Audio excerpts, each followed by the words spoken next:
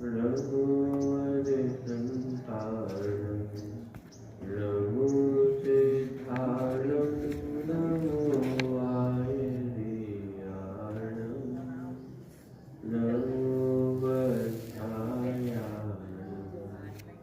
नमो गुरुवे सर्वसारणं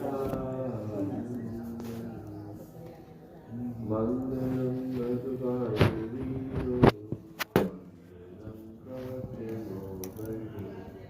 मंगलम कुंज कुंडाचो जय सर्वमंगल मांगल्यम सर्वकल्याणिकारकम प्रधानम सर्वधर्माणां जयतु जीवम जीवम तपम जिनवरवसेन जेन जेठम देविंद विंदवंदम वंदे तं सर्वदा चिरता।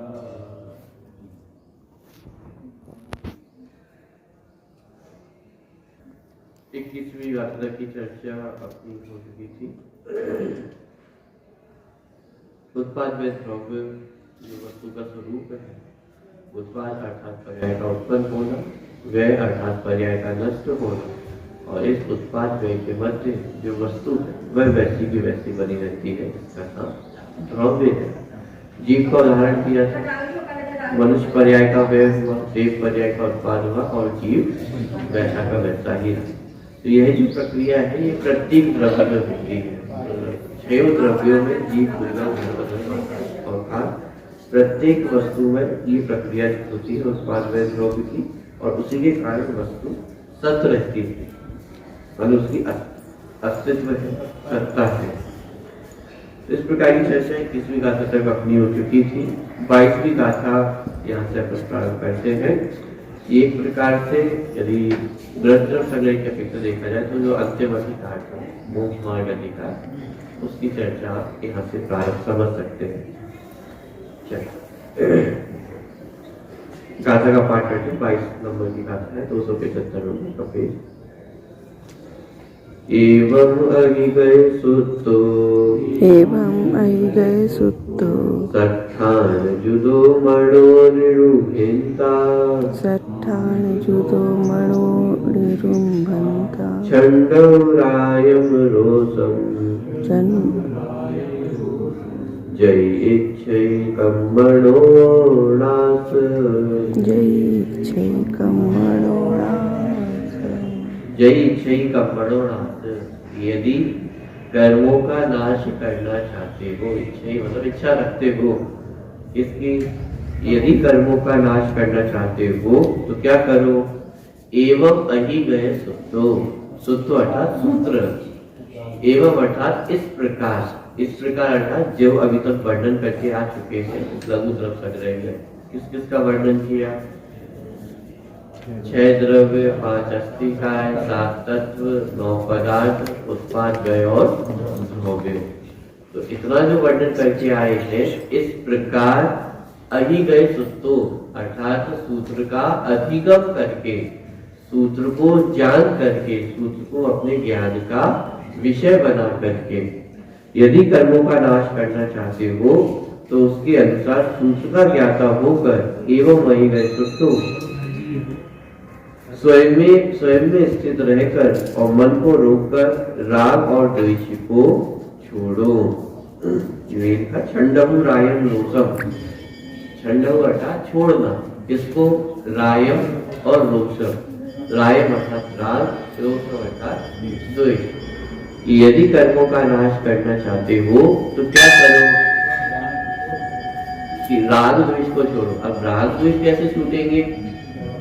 तो उसका उपाय लिखा कि स्वभाव में स्थित रहकर, स्वयं में स्थित कब होंगे? कि जब वस्तु स्वरूप की पहचान हो। ठीक है, और एक प्रकार से 3 स्टेप आपको बता दिए हैं मोक्ष मार्ग के, कि सबसे पहले स्वाध्याय, ये जानकारी आवश्यक है। ये सूत्रों का अधिगम है, इनको समझे बिना वस्तु स्वरूप को नहीं समझा जा सकता है, और वस्तु स्वरूप को समझे बिना आत्म स्वरूप में स्थित होना संभव नहीं है। तो वो यहाँ पे शर्त रखी कि मतलब यदि कर्मों का नाश करना चाहते हो तो सच में सुखी होना चाहते हो, मुक्ति को प्राप्त करना चाहते हो, तो उसका उपाय और इस संसार में ही भटकना चाहते हो तो जो कर रहे हो वो बहुत अच्छा कर रहे हो, उसमें कहीं कोई कमी नहीं है। लेकिन यदि संसार का नाश करना चाहते हो, कर्मों को नष्ट करना चाहते हो, तो क्या करो कि एवं अहि गए तो इस प्रकार सूत्रों का अधिगम करके, इस प्रकार अर्थात जो अभी तक वस्तु स्वरूप प्रतिपादित किया है उस प्रकार वस्तु स्वरूप को जान करके यदि कर्मों का नाश करना चाहते हो तो उसके अनुसार यही हो रहा अभी पूरा ये पहले आत्म कल्याण का मार्ग है, और जो आत्म कल्याण करते हैं उसके निमित्त से सहज ही जन कल्याण भी होता ही। सबसे उत्कृष्ट उदाहरण तीर्थंकर भगवान आत्म कल्याण किया, तो जिन्होंने आत्म कल्याण किया उनके निमित्त से कितने जीवों का जन कल्याण होता ही होता। हमारे मुनिराज थे, मुनिराज आत्म कल्याण के मार्ग पे आगे बढ़ते तो उनके निमित्त से हजारों लोग आत्म कल्याण के मार्ग पर आगे बढ़ गए। सबसे पहले आवश्यक है कि आत्म कल्याण स्वयं सुखी होगा तब तो अन्य को सुखी होने का मार्ग बता पाए, दिखा पाए। देखिए, तो यदि कर्मों का नाश करना चाहते हो तो उसके अनुसार सूत्र का ज्ञाता होकर, सूत्र का ज्ञाता होकर अर्थात अभी तक जो ये गाथाएं आई है इन्हें सूत्र भी कहा जाता है, तो इन सूत्रों का ज्ञाता होकर के अर्थात इनमें जो वस्तु स्वरूप का प्रतिपादन किया गया है उसका ज्ञाता होकर स्वयं में स्थित रहकर जब वस्तु स्वरूप को पहचानते हैं तो ये ख्याल में आता है कि उपयोग कहीं भी अन्य नीचे पुस्तक गिर गई नहीं, कहाँ उपयोग लगा है कि कहाँ राग करे कहाँ द्वेष करे। जगत में कोई राग करने योग्य नहीं है, जगत में कोई द्वेष करने योग्य नहीं है। हमारे मन में एक प्रश्न खड़ा होता है कि केवली भगवान अथवा जो अनंत सिद्ध भगवान है वो राग द्वेष क्यों नहीं करते।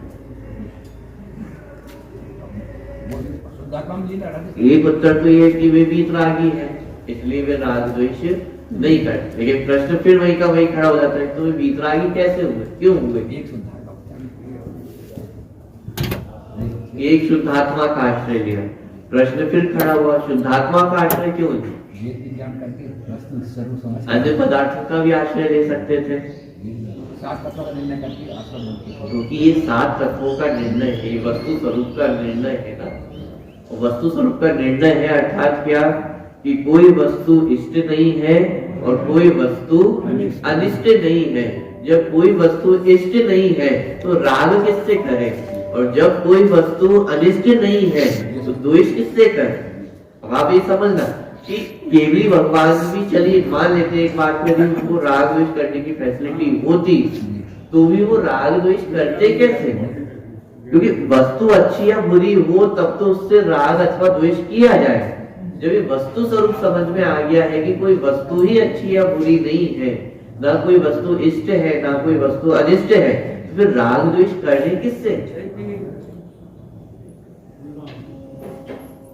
हमारे साथ होता है, हमारे जीवन में किसी व्यक्ति का किसी नजदीकी व्यक्ति का वियोग हो जाए, मृत्यु हो जाए तो हम कैसे होते हैं, दुखी होते हैं, क्योंकि अभी हमें ये लग रहा है कि उस व्यक्ति की सत्ता समाप्त हो गई है। अब लेकिन केवली भगवान के दृष्टिकोण से देखें तो हुआ क्या है। जैसे आप डेली वस्त्र बदलते हैं वैसे उन्होंने शरीर बदला है, तो केवली भगवान की दृष्टि से देखा जाए तो हुआ क्या है, सिर्फ देह परिवर्तन ही तो हुआ है। एक देह को छोड़ करके दूसरा देह धारण किया है। कदाचित ये देह तो जीर्ण शीर्ण हो गया था, वृद्ध अवस्था को प्राप्त हो गया था, अब अगला जो देह प्राप्त करने वाला है मानिए स्वर्ग अवस्था में जा रहे हैं। नहीं होता तो पूरे शरीर को धोते बैठे तुमने अकेले होते 10,000 वर्ष कोई दुनिया में तो आप विचार करके देख कि केवली भगवान की दृष्टि से देखा जाए तो कुछ हुआ ही नहीं है। मात्र देह परिवर्तन हुआ है और उस देह परिवर्तन का क्या वियोग है? तो उत्पाद है होने की बात। जिस वस्तु का हमें लगता है कि वियोग हुआ है, अब केवल भगवान की दृष्टि से देखा जाए तो वियोग हुआ है या उस वस्तु का परिणमन हुआ है। अब उस व्यय को हम उसकी ध्रुव सत्ता का ही नाश समझ लेते हैं, इसलिए दुखी होते हैं। सब यौवन चला गया है, तो यौवन चला गया है तो क्या हुआ? उद्गल परमाणुओं का परिणमन मात्र ही तो है, न उद्गल परमाणु एक भी नष्ट हुआ है, न जीव द्रव्य का कुछ भी बिगाड़ हुआ है, तो द्वेष किससे करें? और राग करने योग्य है क्या? बात समझ आ रही है? पर ये वस्तु स्वरूप को यदि नहीं समझेंगे तब तक ये राग द्वेष की प्रवृत्ति चलती ही रहेगी। और जिस क्षण ये वस्तु स्वरूप समझ में आता है उसी क्षण की उपयोग स्वयं ही स्वरूप में स्थित होता है, क्योंकि अब समझ में आ गया है ना कि उपयोग कहीं भटकाने योग्य है ही नहीं, तो अपने आप परिणति कहाँ दौड़ेगी? स्वयं की ओर ही दौड़ने वाली। तो यदि कर्मों का नाश करना चाहते हो तो उसके अनुसार सूत्र का ज्ञाता होकर स्वयं में स्थित रहकर और मन को रोककर राग और द्वेष को छोड़ो। जब तक राग द्वेष चलते रहेंगे तब तक एक नवीन कर्मों का बंधन भी चलता रहेगा और ये संसार भी बढ़ता रहेगा। यदि कर्मों का नाश करना चाहते हो तो राग द्वेष को छोड़ो, राग द्वेष को छोड़ना चाहते हो तो स्वयं में स्थित रहो, और स्वयं में स्थित रहना चाहते हो तो वस्तु स्वरूप को सम्यक रूप से जानो। इसलिए जगह जगह पर स्वाध्याय की प्रेरणा दी जाती है। क्यों? क्योंकि यही एकमात्र उपाय है मोक्ष मार्ग की प्राप्ति करने का। वस्तु स्वरूप यदि ज्ञान में नहीं होगा फिर मोक्ष मार्ग में आगे बढ़ना भी संभव नहीं। प्रवचन सार जी ने तो कितनी स्पष्ट शब्दों में मूल गाथाओं में ही कहा कि यदि मोह का नाश करना चाहते हो तो क्या करो? स्वाध्याय करना चाहिए। परम तप माने मानो मूल दर्शन मोहिनी के मत सम्यक को प्राप्त करना चाहते हो और दर्शन मोहिनी का विनाश करना चाहते हो, क्या करो? स्वाध्याय करो। सब स्वाध्याय करें तो आत्म स्वरूप में स्थित नहीं हो क्या? राग द्वेष नहीं छोड़े क्या? अकेले स्वाध्याय से कार्य हो जाएगा? अरे भाई, जिसने स्वाध्याय किया है तो उसके आत्म स्वरूप में स्थिरता, राग द्वेष का भाव ये तो होना ही होना है। स्वाध्याय का तो अर्थ ही है कि स्वयं का अध्ययन होना। अब स्वयं के अध्ययन के निमित्त ये शास्त्र है तो इन शास्त्रों के अध्ययन को भी स्वाध्याय कहा जाता है। लेकिन इन शास्त्रों के अध्ययन को निमित्त पाकर के वास्तविक स्वाध्याय किसका नाम है? कि अपने स्वरूप में रमना, अपने स्वरूप का अध्ययन होना, ये वास्तविक स्वाध्याय है। जब तक इस स्वाध्याय की प्राप्ति नहीं है तब तक शास्त्रों के निमित्त से हम वस्तु स्वरूप को समझते हैं, और उस वस्तु स्वरूप को समझ करके करना क्या है? करना तो स्वरूप में स्थित होने का कार्य ही। ठीक, चलिए एक बार पुनः गाथा का पाठ करते हैं। 22 नंबर की गाथा। एवं अधिगय सुतो सठान जुदो मनोरिणुम्बिन्ता छंडौरायं रोषम् जय इच्छैकं मनोनाश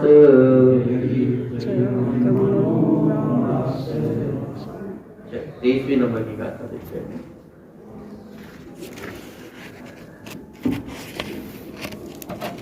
देखिए 23 नंबर की गाथा है। पिछली गाथा में चर्चा ली थी कि अपने मन को रोक करके राग द्वेष को छोड़ना है।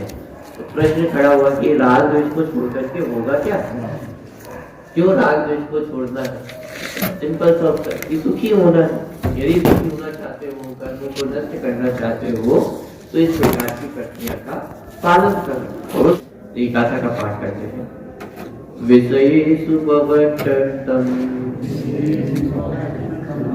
चित्तम धारयतु अपनो अप्पा चित्तं धारयतु अपनो अप्पा ध्यायै अप्पाणेनम् ध्यायै अप्पाणेनम् जोसोपावे खलु सेयम् जो सो पावे खलु सेयम्।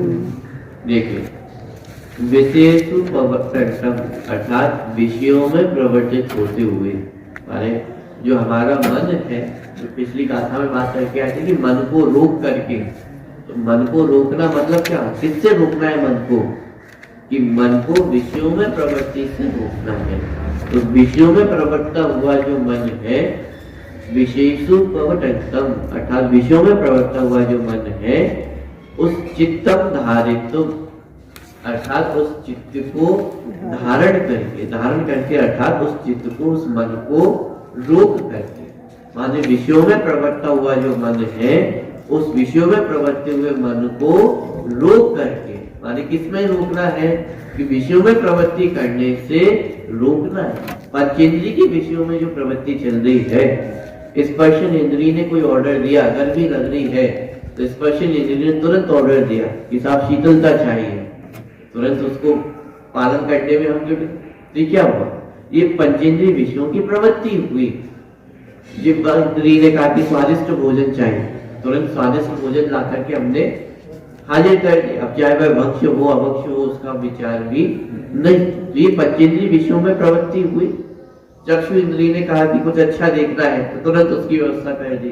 कर्ण इंद्रिय ने कहा कि कुछ अच्छा सुनना है, तुरंत उसकी व्यवस्था कर दी। तो ये सब क्या है, ये पंचेंद्रिय विषयों में प्रवृत्ति है। तो हमारा मन किसमें लगा हुआ है, कि निरंतर पंचेंद्रिय विषयों की प्रवृत्ति में ही उपयोग लगा हुआ है। और जब तक पंचेंद्रिय के विषयों में प्रवृत्ति चलती रहेगी, तब तक राग द्वेष भी निरंतर चलते रहेंगे। क्योंकि पंचेंद्रिय विषयों की प्रवृत्ति का आधार, उसका फ्यूल, उसका पेट्रोल ही ये राग द्वेष है। किसी वस्तु का इष्ट अनिष्ट लगना, भाई स्पर्शन इंद्रिय ने शीतलता का आदेश क्यों दिया, क्योंकि उष्णता से गर्मी से द्वेष हुआ ना, और शीतलता से राग है। तो एक पदार्थ से द्वेष, एक पदार्थ से राग, यही पंचेंद्रिय विषयों की प्रवृत्ति का आधार है। मधुर ध्वनि सुननी है, इसका मतलब मधुर ध्वनि से राग है, और जो अमधुर ध्वनि है उससे द्वेष है। तब तो कर्ण इंद्रिय की विषय प्रवृत्ति चल रही है।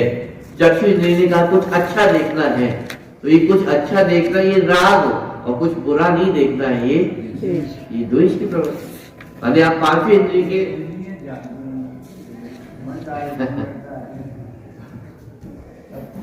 तो आप देखिए, पांचवें इंद्रिय की विषयों की प्रवृत्ति में मूल में राग द्वेष है। तो जब तक ये राग द्वेष है, तब तक पंचेंद्रिय विषयों की प्रवृत्ति भी चलती रहेगी। आप एक एक विषय में घटित करके देखिए। स्पर्शन इंद्रिय के 8 विषय है, हल्का भारी रूखा चिकना कड़ा नरम ठंडा गर्म। एक एक विषय पे आप लगा करके देखें।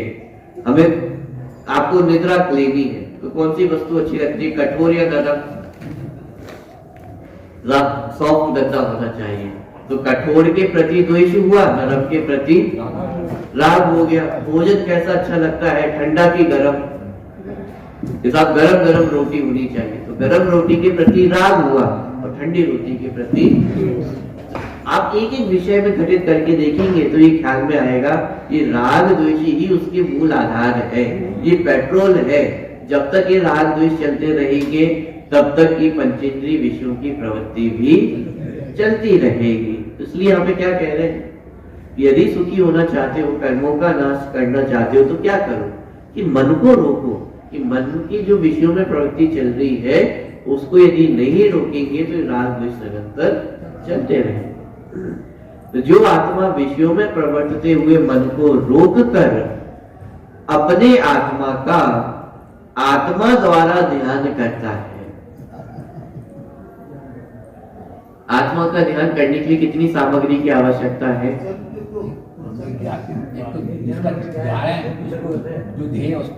ये ऐसा कार्य है जिसमें अन्य किसी भी वस्तु की आवश्यकता नहीं है। कितने स्पष्ट शब्दों में आचार्य लिख रहे हैं, अपने आत्मा का ध्यान किसका करना है?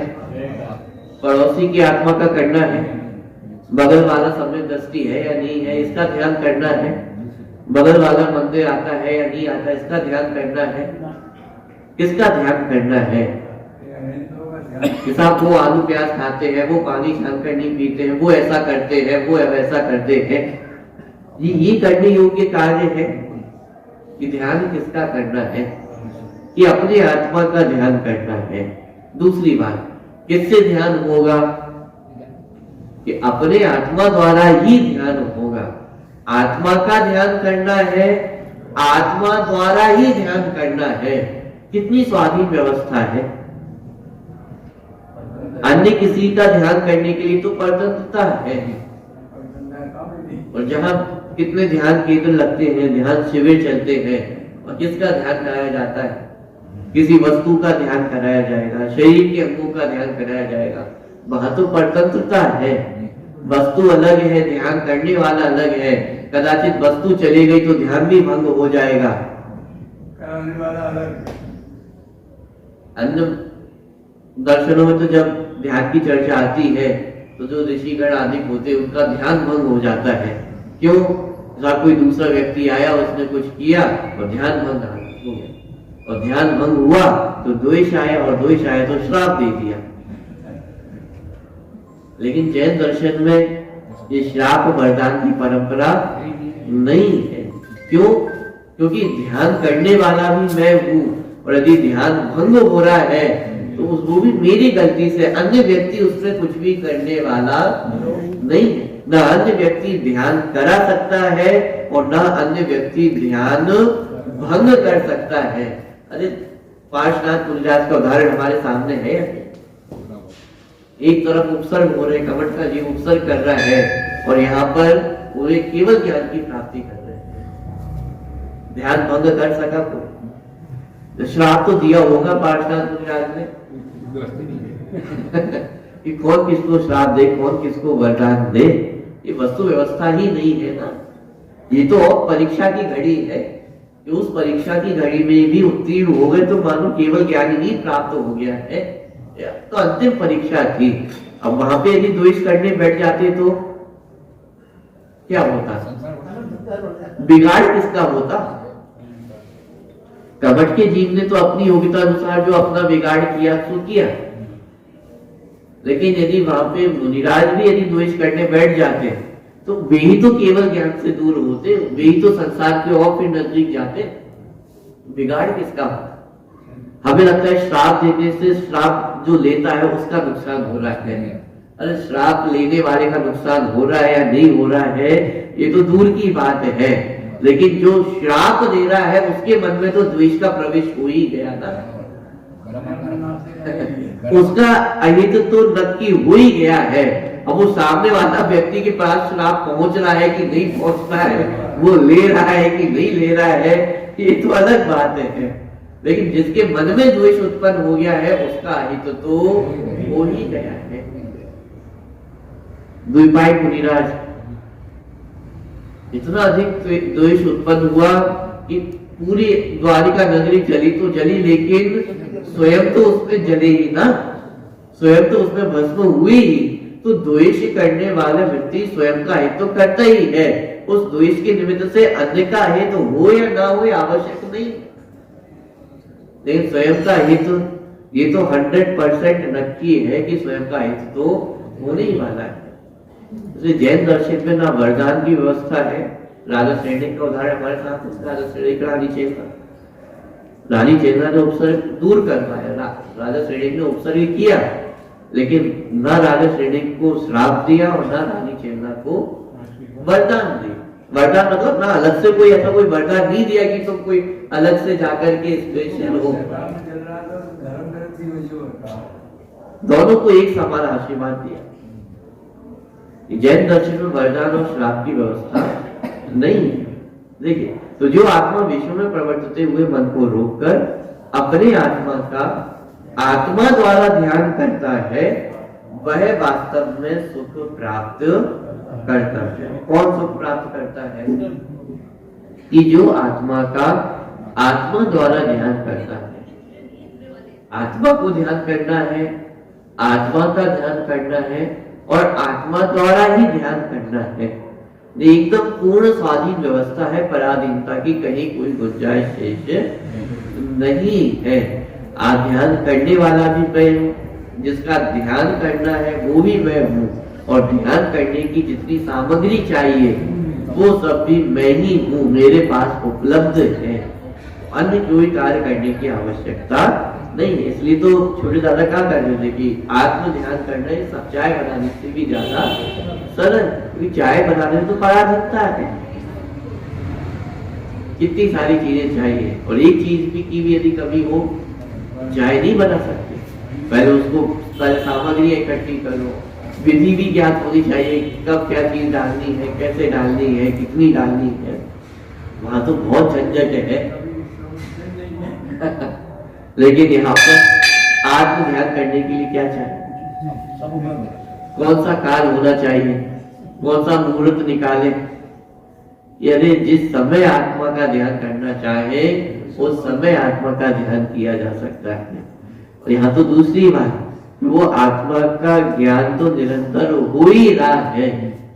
अरे अलग से आपको आत्मा का ज्ञान करने के लिए कुछ करना भी नहीं है, आत्मा का ज्ञान तो निरंतर चल ही रहा है, मात्र उसको दृष्टि देनी है। न्याय ग्रंथों में ऐसे बहुत अच्छा उदाहरण देकर के स्पष्ट किया। वहां उदाहरण दिया, मैं दीपक को जानता हूं। अब इस वाक्य में आपको सबसे पहले किस वस्तु का ज्ञान हो रहा है?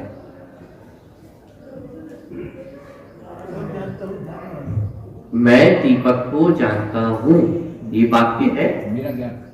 इस वाक्य में आपको सबसे पहले किस वस्तु का ज्ञान हो रहा है? मैं जानने वाला। अच्छा, मैं थोड़ा सेंटेंस बदल देता हूं। मैं माइक को जानता हूं, मैं पुस्तक को जानता हूं, मैं घर को जानता हूं। इसमें सबसे पहले आपको किस वस्तु का ज्ञान हो रहा है? मैं का ज्ञान हो रहा है ना। वस्तु तो परिवर्तित हो रही है, मैं दीपक जानता हूँ, मैं घर जानता हूँ, मैं पुस्तक जानता हूँ, मैं माइक जानता हूँ, लेकिन इसमें एक चीज कांस्टेंट क्या है कि मैं, अरे सबसे पहले मैं दीपक को जानता हूँ, इसमें सबसे पहले किसको जाना? स्वयं को जाना ना, कि मैं जान रहा हूँ। अब जिसको जान रहा हूँ वो तो सेकेंडरी चीज है, वो तो सेकंड ऑब्जेक्ट है। पहला ऑब्जेक्ट जिसको जाना है वो कौन है? स्वयं को जाना है ना।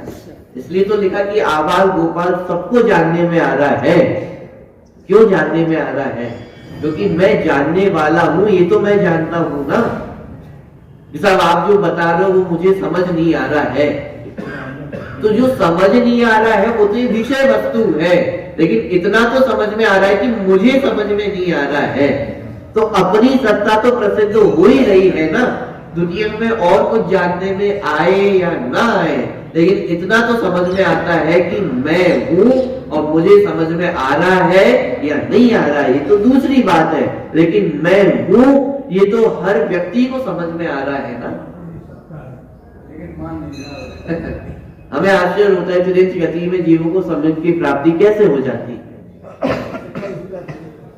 इतना ख्याल में है ना कि मैं हूं, जानने वाला मैं हूं, बस इतनी दृष्टि करनी है। इसका नाम है आत्मा को आत्मा द्वारा जानना। और न्याय में तो ये बहुत अच्छे से सिद्ध किया कि जीव हर समय स्वयं को जान रहा है, क्योंकि जिस भी वस्तु को जानने जाएगा उसमें पहले स्वयं की जानकारी होना आवश्यक है।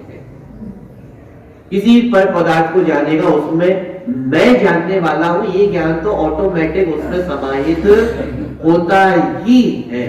तो इस न्याय की शैली में तर्क देकर के प्रमाणित किया कि प्रत्येक जीव अपने आप को तो जानता ही है, पर द्रव्य को जाने या ना जाने ये तो उसके क्षमता पे आधारित है, लेकिन स्वयं को जानना ये तो हर व्यक्ति के जीवन में हो ही रहा है।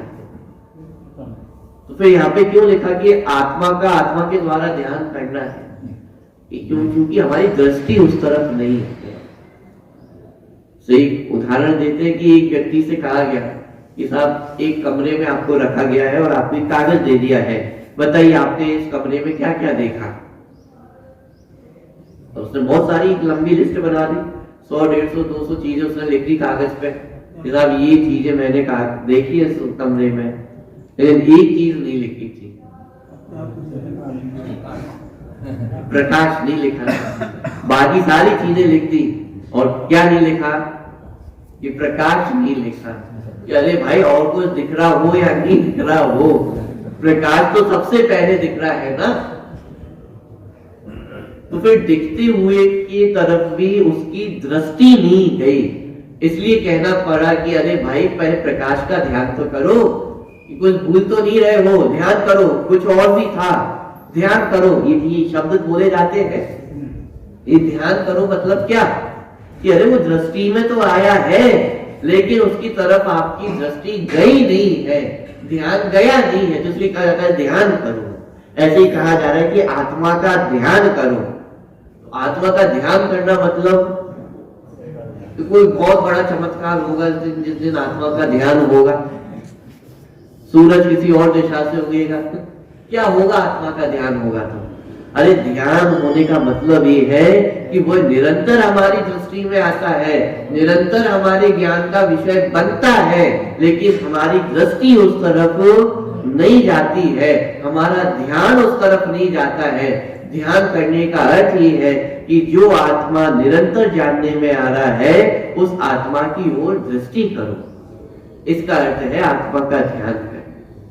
मैं जानने वाला हूं, इस ओर दृष्टि मात्र करनी है कि मैं जानने वाला तत्व हूं, मैं करने धरने वाला नहीं हूं। मैं कौन हूं? मैं शरीर नहीं हूं। मैं कौन हूं? कि मैं वो जानने देखने वाला जीव तत्व हूं। इसका नाम है आत्मा का ध्यान। बात समझ में आ रही? तो आत्मा द्वारा ध्यान करता है वह वास्तव में सुख प्राप्त करता है। किसके द्वारा ध्यान करना है? देखो जब ध्यान की बात आई तब ये नहीं लिखा कि जिनवाणी द्वारा आत्मा का ध्यान करता है, अरहंत सिद्ध परमेष्ठी द्वारा आत्मा का ध्यान करता है। ये बाह्य साधन तो हो सकते हैं, लेकिन जिस समय ध्यान की प्राप्ति होगी उस समय बाह्य साधनों को छोड़ करके भी अंतरंग साधन द्वारा ही आत्मा का आत्मा द्वारा ध्यान होगा। अरहंत सिद्ध परमेष्ठी, पंच परमेष्ठी, जिनवाणी हमें मार्ग तो बता सकते हैं, लेकिन उस मार्ग पर चलना तो स्वयं को ही पड़ेगा। अरहंत भगवान की दिव्य ध्वनि में शास्त्रों के माध्यम से, मुनिराजों की वाणी के माध्यम से हमें ये पता चल गया कि सब आलू में जीव होते हैं, पानी में जीव होते हैं, इसलिए अवश्य भक्षण नहीं करना, पानी छान कर पीना। तो जिनवाणी पंच परमेष्ठी हमें मार्ग प्रशस्त कर सकते हैं, लेकिन उस पर चलना तो स्वयं को ही पड़ेगा ना। ऐसे ही ध्यान का मार्ग आत्मा सुखी किस प्रकार हो सकता है, ये मार्ग पंच परमेष्ठियों के द्वारा प्रशस्त होता है, लेकिन उस मार्ग पर चलना तो स्वयं को ही पड़ेगा। ध्यान किस प्रकार होता है, ये ज्ञान हमें जिनवाणी के आधार से हो सकता है, लेकिन ध्यान करना तो स्वयं को ही होगा। उसमें जिनवाणी आपको पकड़ के ध्यान नहीं करवा सकती है, पंच परमेष्ठी भी आपको पकड़ कर ध्यान नहीं करवा सकते हैं। यदि सच्चे मार्ग पर आना है तो वो तो स्वयं को ही आना होगा। इसलिए लिखा आत्मा के द्वारा ही आत्मा का ध्यान करता है। ज्ञानादन्य करोति के, ज्ञान के अलावा और करते क्या है? ज्ञान के अलावा करते कुछ भी नहीं है, लेकिन मानकर ये बैठे हैं कि मैं ही सब कुछ करता हूं। चलिए, तो बहुत सुंदर गाथा, 23वें नंबर की गाथा। जो आत्मा विषयों में प्रवृत्ति हुए मन को रोककर अपने आत्मा का आत्मा द्वारा ध्यान करता है, वह वास्तव में सुख प्राप्त करता है। इसका मतलब सुख प्राप्त करने का उपाय पूर्णतः स्वाधीन है। सुखी होने के लिए अन्य किसी भी चीज की आवश्यकता नहीं है। दूसरी बात, किसी चीज को दूर करने की भी आवश्यकता नहीं है। अभी हमें सुखी होने के लिए क्या लगता है? जिनसे राग है उन सामग्रियों को अपने पास ले आए, और जिनसे द्वेष है उन सामग्रियों को दूर कर दे तो हम सुखी हो जाएंगे। लेकिन जिनसे राग है, जो इष्ट सामग्रियां हैं उन्हें नजदीक लाने से और अनिष्ट सामग्रियों को दूर करने से जगत में आज तक कोई भी सुखी नहीं हुआ है। यदि इतना करने से कोई सुखी होता तो फिर मुनिराजों की अपेक्षा चक्रवर्ती को अधिक सुखी होना चाहिए, क्योंकि जितनी इष्ट सामग्रियां हैं वह सब चक्रवर्ती के पास उपलब्ध है और जितनी अनिष्ट सामग्रियां हैं वे सब चक्रवर्ती से दूर हैं, तो फिर वह सुखी क्यों नहीं होता है। और मुनिराज यदि बाहर के संयोग की अपेक्षा देखे तो जितने अनिष्ट संयोग हो सकते हैं उन सबका उनके पास समागम है और जिन्हें हम इष्ट वस्तुएं समझते हैं उन सबका उनके जीवन में वियोग है, लेकिन फिर भी वे सुखी क्यों है। पॉइंट पकड़ में आ रहा है। इसका मतलब बाहर की वस्तुओं से सुख दुख का संबंध नहीं है। इष्ट वस्तुओं का संयोग सुखी नहीं कर सकता है, अनिष्ट वस्तुओं का संयोग दुखी नहीं कर सकता है। उल्टा करें, अनिष्ट वस्तुओं का वियोग सुखी नहीं कर सकता है और इष्ट वस्तुओं का वियोग जीव को दुखी नहीं कर सकता है। अरे सुख दुख का संबंध बाह्य वस्तुओं से नहीं है, सुख दुख का संबंध स्वयं को जानने अथवा नहीं जानने से। जब तक स्वयं को नहीं जाना है तब तक दुख बना ही रहेगा। आपको क्या लगता है चक्रवर्ती सुखी है? दुनिया का समस्त इष्ट सामग्री उसके पास है, उत्कृष्ट से उत्कृष्ट पुण्य का उदय उस चक्रवर्ती के जीवन में है, लेकिन कितना पुण्य का उदय भी जीव को सुखी करने में समर्थ नहीं।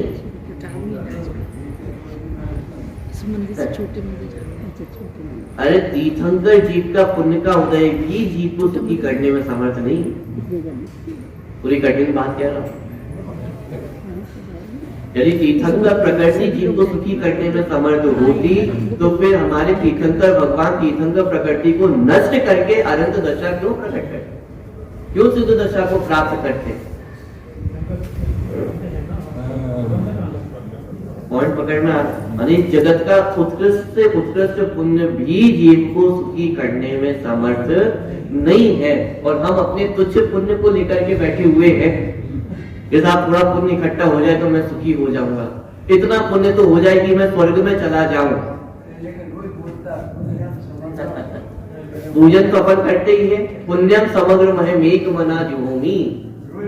क्या पुण्यम समग्रम, कि समग्र पुण्य को क्या करता हूं, कैसे करता हूं, एक मना। एक मना अर्थात एक मन से, एक मन से अर्थात कि जैसे पाप को झुमोम करता हूं वैसे ही पुण्य को भी उसी मन से कैसे करता हूं।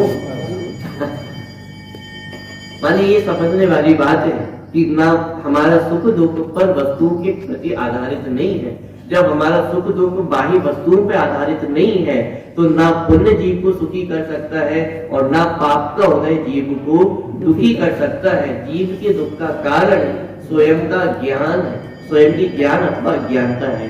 जब तक स्वयं की अज्ञानता है तब तक जीव दुखी है और जब जीव स्वयं का ज्ञान करता है तो जीव सुखी हो जाता है। इस आप उदाहरण दीजिए, तो उदाहरण है ना हमारे पास मुनिराज कि उन्हें आत्मज्ञान की प्राप्ति है तो परिस्थितियां बाह्य कैसी भी हो, उपसर्ग हो रहे हैं, परिचय हो रहे हैं, लेकिन उन उपसर्ग परिचयों में भी वे सुखी है।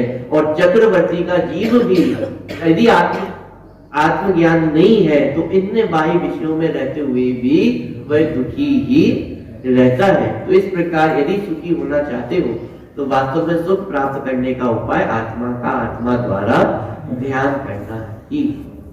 आगे की दो गाथा अपनी शेष है, हालांकि एक 24वीं नंबर की गाथा ही शेष है। 25वीं गाथा में तो मात्र परिचय दिया गया है कि किसके निमित्त से ग्रंथ की रचना की गई है। ये दो गाथाओं की चर्चा कर अपन पूर्ण करके इस ग्रंथ को भी अपन संपूर्ण करें।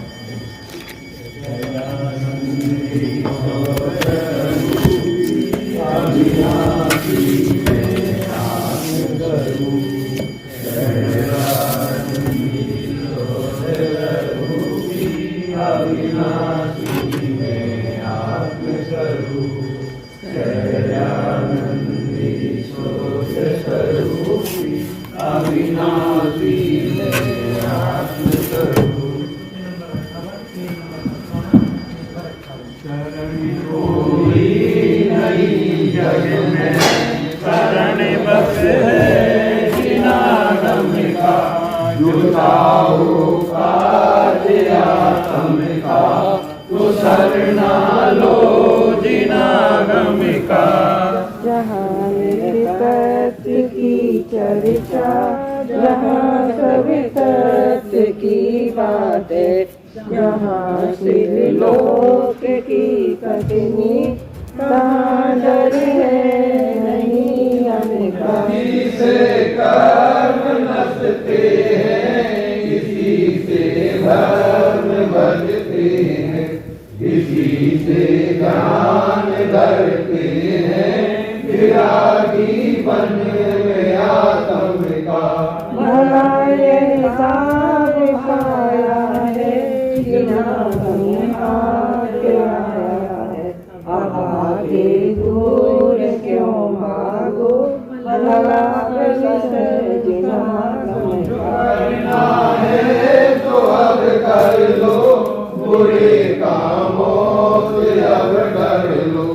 कहे मुल्तान सुन भाई, भरोसा है न एक पल का। शरण कोई नहीं जग में, शरण बसे जिनागम का। जो चाहो काज आत्म का, तो शरणा लो जिनागम